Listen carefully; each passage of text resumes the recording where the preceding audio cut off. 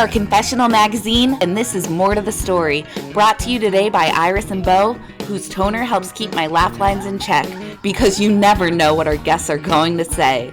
Visit irisandbo.com today and use code CONFESSIONAL for 20% off. So much love in this heart of mine. Hello, everybody. Welcome to Confessional Magazine. I'm Taylor, and we are here today with a wonderfully talented Hollie Harper, and she's a writer and comedian, and we just can't wait to get to know her a little bit better. Thank you for being here today, Hollie. Oh, thank you so much for having me. I appreciate it. Of course. So, Hollie, how did you first get into the comedy world?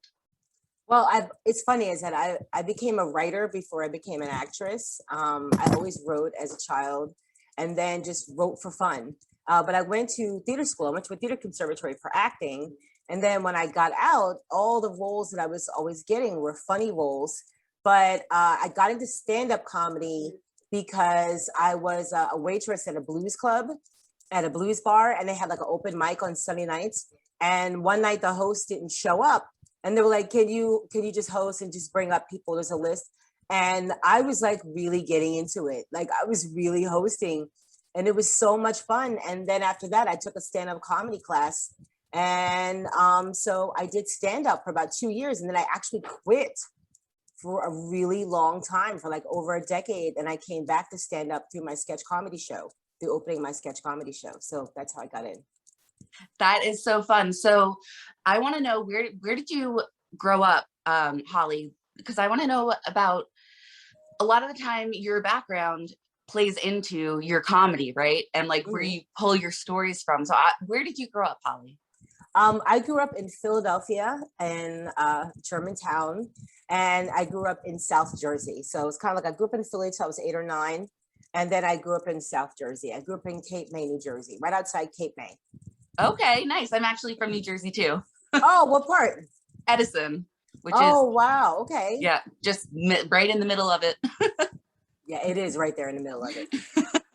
So, Hollie, did you go to, because I know where you're at then, you're between Philadelphia and New York City. Did you spend time, watching others on stage growing up? Or who would you say were your like comedy icons growing up? Well, it was okay. Well, my comedy icons growing up, honestly, were Whoopi Goldberg and Joan Rivers. Like, I really love them. Whoopi, just because I had never seen a Black woman who could do all these characters the way she did. Mm-hmm. And it was so funny. And then they were really heartfelt too. She had this groundbreaking show, an HBO special that was all for one woman play here in New York. I think it was somewhere in the mid 80s, and it was just incredible. And I just was like obsessed with Whoopi Goldberg. And then as far as stand-up, Joan Rivers just had me dying. Like I'll never forget, like a pivotal moment for me looking back on my childhood was like, my parents were like, what do you want for Christmas? And I was like, I just want Joan Rivers tape. I know she taped at the Harrah's. I want Joan Rivers live at the Harrah's. I just want her tape, and I would listen to it and wear it out over and over. I knew every single joke, and I would break down the jokes, why they were funny. I was just really into her. I was really into Whoopi Goldberg and Joan Rivers.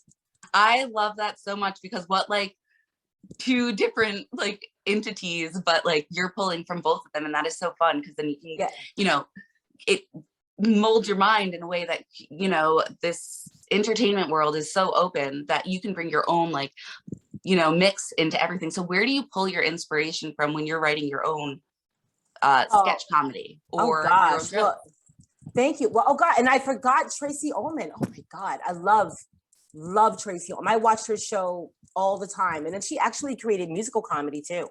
She did. Like she had this one song called "They Don't Know," but it was really like a straight ahead. It seemed like a Supreme song or a Shirelles, and then you're like, wait a minute, that was a funny song. Like what? But she's a master. To me, she was the master at sketch comedy. Like she was the absolute pivotal, very best there ever was. But like where I get my ideas from, like honestly, they just like pop into my head. I ran a sketch comedy show for 12 years. I'm still running a sketch comedy show. I have a group. It's called American Candy. And we've done 52 shows, original shows, and they're all themed out differently. And so basically, I just look for juicy cultural themes. Like I'm not really interested in topical humor, meaning like I love SNL, but I'm not really interested in like someone playing Kim, someone playing Kanye or joking. I don't really care. Like that's wonderful, that's great. That's not what I do. I'm really interested in like cultural phenomena, like or just things like we did a show called The Wild Wild West. So it could have been about Wild Wild West saloons. It could be about LA culture. It could be about 70s LA culture. It could be about anything. But as far as Hella Late goes, I really wanted to bring that thematic structure to a late night comedy talk show where each episode is themed out very differently. So like the first episode is Blurred Nation. So all of the segments are leaned into blurred culture in some sort of way. And then we have like the Mom Squad. And so everything is like geared towards something interesting with motherhood. And I really learned that from working on my show. I'm sorry, it's my son in the background. I did that from working on my show, American Candy. So American Candy, the thematic structure of that really led towards me learning that and really perfecting it in Hella Late.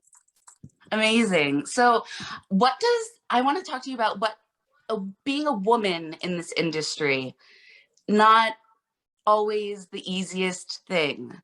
Then being a woman of color in this industry adds something else to it. So I want to know, just in general, what does inclusivity in this part of the entertainment industry, what does that mean to you? And how can that be achieved more? Well, for me as a Black woman in this industry, it's been really interesting because like I've always known that I'm good. You know what I mean? I've always known that I could write jokes. Like I started writing jokes when I was really little. You know what I mean? I used to watch Three's Company and I would project the jokes. Like I would be like, they're gonna say this, they're gonna say that. Like I really always knew I was good, but it was honestly going into theater school, and I went to a theater conservatory realizing how much racism lied within how you choose plays, because how you choose plays at a university is just a microcosm of how movies and TV shows get chosen in Hollywood. You know what I mean?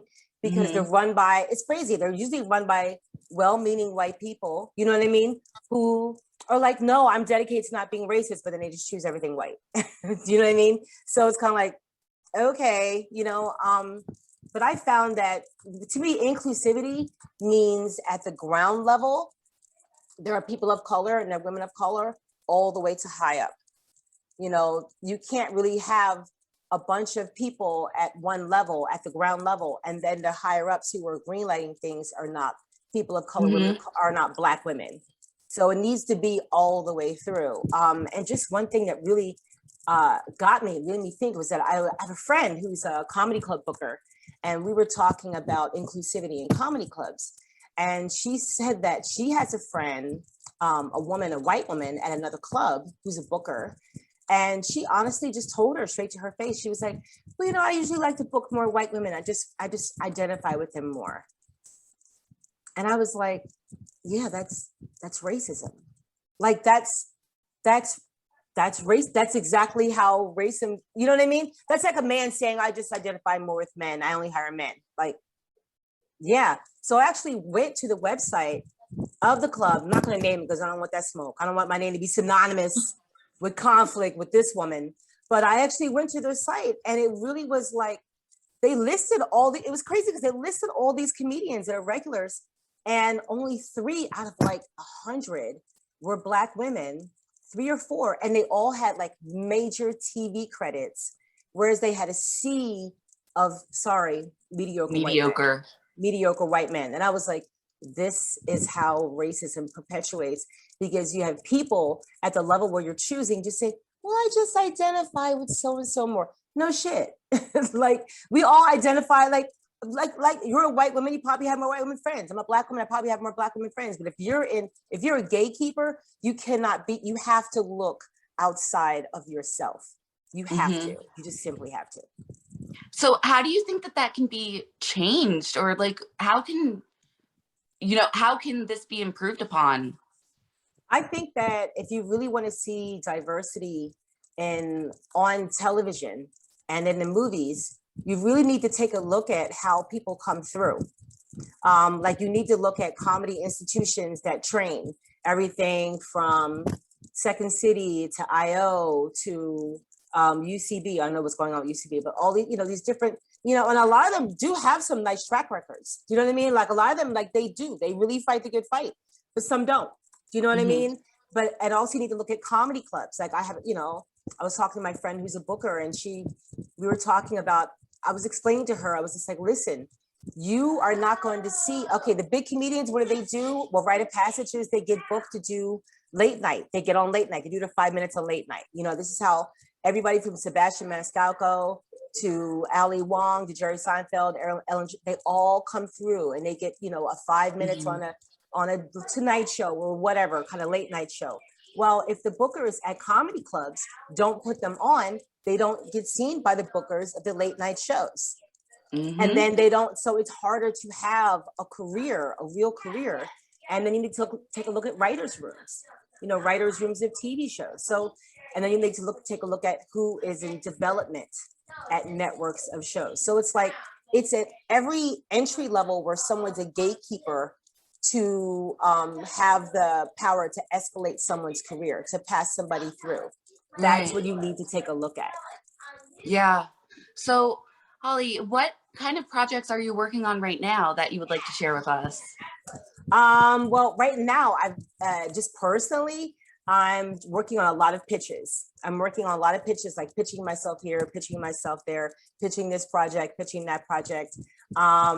I'm working on trying to work with BRIC, hopefully for season 2 of Hella Late with Hollie Harper. And we'll see how it goes. You know what I mean? Nothing is set in stone yet, but it looks nice. I'm just like shining a light on all the segments of Hella Late with Hollie Harper. And like I'm working, I just, you know, career-wise, I'm working as, oh my God, my son is so loud. This is ridiculous. He's a trip. But I'm working on a Spotify project for another really amazing writer, an Indian writer who has a Spotify project, like an audio comedy. I'm working with that. I directed a sketch for a pilot for another Black female comedy writer named Latasha Mercer. She's really amazing. So, you know, I'm working on a lot of different side projects. I teach. I just finished teaching at a summer camp, teaching stand-up comedy to 13, 14-year-olds. So I'm just immersing myself in comedy in many different ways. I don't have a huge, big project. I guess my huge project is me and just my career. But yeah, I'm working on pitching really hard. Amazing. So I always like to ask this question. In 5 years, where would you like to see yourself both professionally and personally? Well, personally, I would like to see my children. I have a 14-year-old daughter and I have a 9-year-old son here right now. I would like to see 5 years from now, my daughter's 14, I'd like to see her in her, second or third year of college? Where's she going to be? But second or third year of college, doing well. I like to see both of them happy with a lot of friends. I like to see my 9-year-old son. He'll be in high school.